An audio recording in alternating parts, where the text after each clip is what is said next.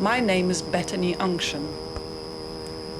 In the film you're about to see, I have assembled video footage shot by CADE, the reclusive urban researcher and nomad, into a timeline of events which suggest that law and order have come to an end in London.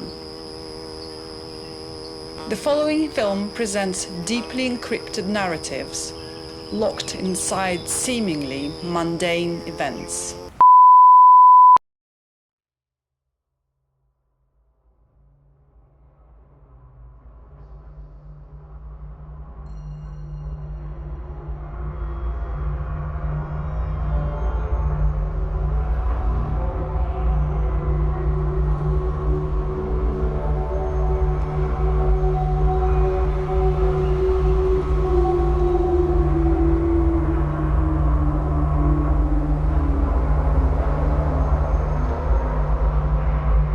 There can be no doubt that CADE, a man accustomed to living between the cracks in society, an outsider who liked to live his own way, always had a strong suspicion of the police.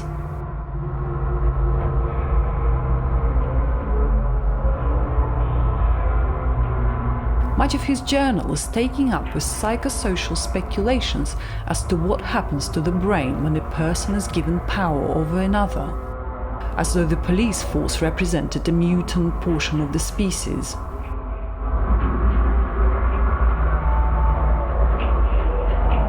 But his suspicions were not justified until the extensive research performed in the summer-autumn period of 2013, which clearly shows the police force had effectively stopped bothering to uphold the law altogether.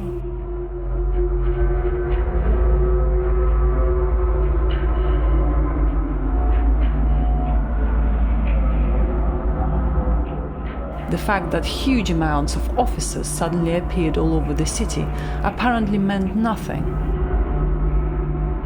These officers are just standing about. They have no orders.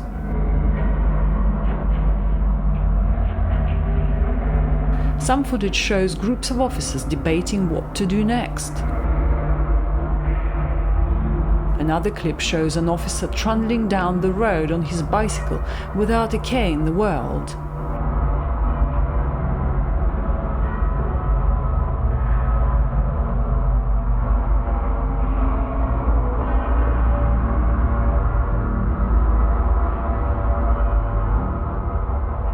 Entire roads are blocked by indecisive groups of constables, grinding the city to an irrevocable halt.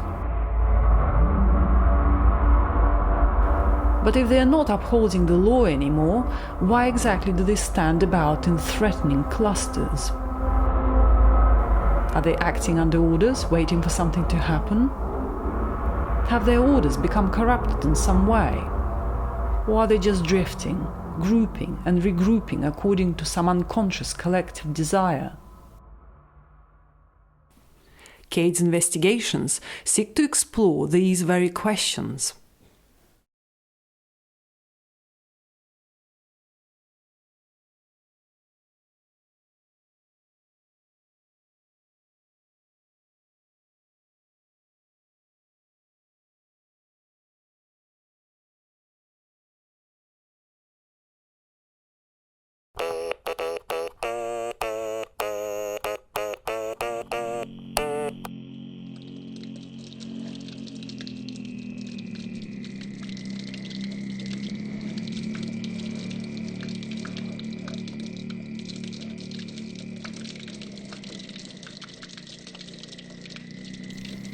In this series of studies, CADE experiments with the map-making possibilities of self-harm.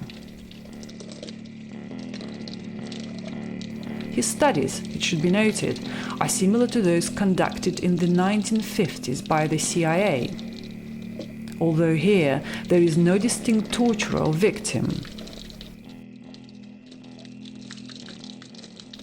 In reality, torture is a map-making exercise aimed at extracting the whereabouts of a hidden piece of information. The torturer must learn which pain centers will bring her to that information, and she must map these centres as to know where to concentrate her efforts at inflicting the most acute pain.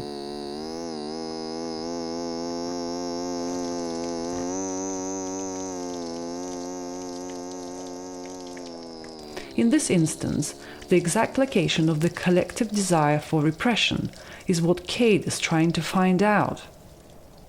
He believes that if he can tap into his own unconscious mind, a mind filled with psychogeographic information of every kind, he can find the exact coordinates of society's pain too, and furthermore extrapolate a map of society's bad conscience.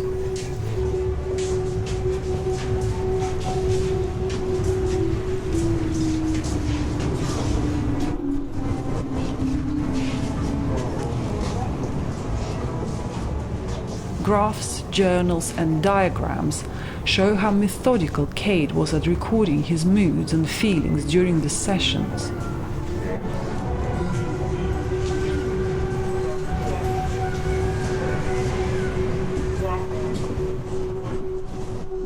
Some critics have argued that it is meaningless to torture yourself. But then again, CADE does an awful lot of things that seem senseless to us, which is why he is so often misunderstood.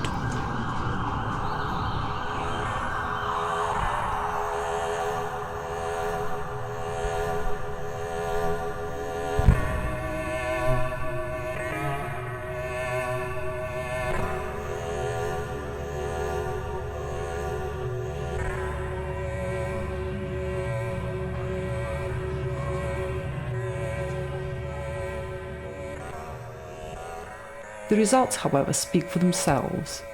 The maps, all of which were made under the same conditions, undeniably show the same location.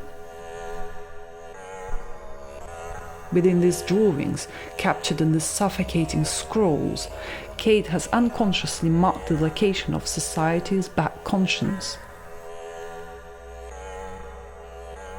The location is near Scotland Yard, headquarters of the UK police force,